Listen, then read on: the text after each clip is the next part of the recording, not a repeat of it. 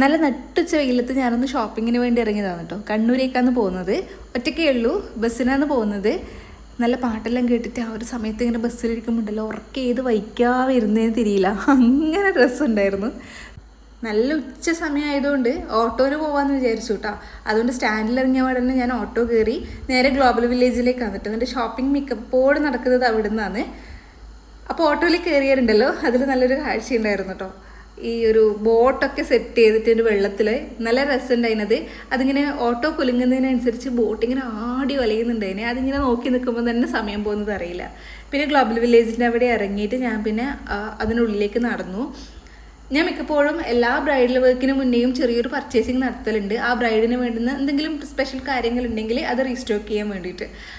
മിക്കപ്പോഴും അങ്ങനെ തന്നെയാണ് കേട്ടോ. ഓരോ വർക്കിന് മുന്നേ ആണ് ഞാൻ സാധനങ്ങൾ സ്റ്റോക്ക് ചെയ്യുക. അല്ലാണ്ട് ഇങ്ങനെ ഒരുപാട് എടുത്ത് വെക്കുന്നൊരു സ്വഭാവം എനിക്കില്ല. പിന്നെ അവിടുന്ന് സാധനമെല്ലാം വാങ്ങിയിട്ട് ഞാൻ നേരെ ത്രെഡ് സോണിലേക്ക് വന്നു. എന്നിട്ട് അവിടുന്ന് കുറച്ച് ഡ്രസ്സിന് വേണ്ടുന്ന കാര്യങ്ങൾ വാങ്ങി. നല്ല കളക്ഷൻസുള്ളൊരു ഷോപ്പാണ്.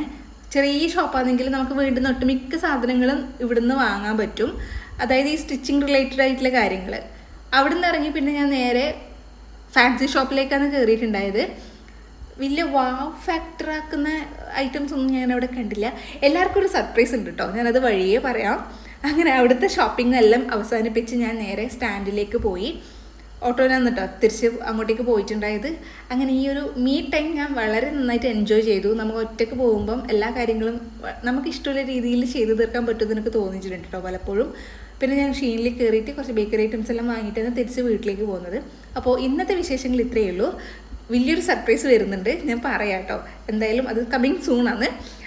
അപ്പോൾ എൻ്റെ വീഡിയോസ് നിങ്ങൾക്ക് ഇഷ്ടമാവുന്നുണ്ടെങ്കിൽ തീർച്ചയായിട്ടും ചാനൽ ലൈക്ക് ചെയ്യാനും ഷെയർ ചെയ്യാനും സബ്സ്ക്രൈബ് ചെയ്യാനും മറക്കല്ലേ.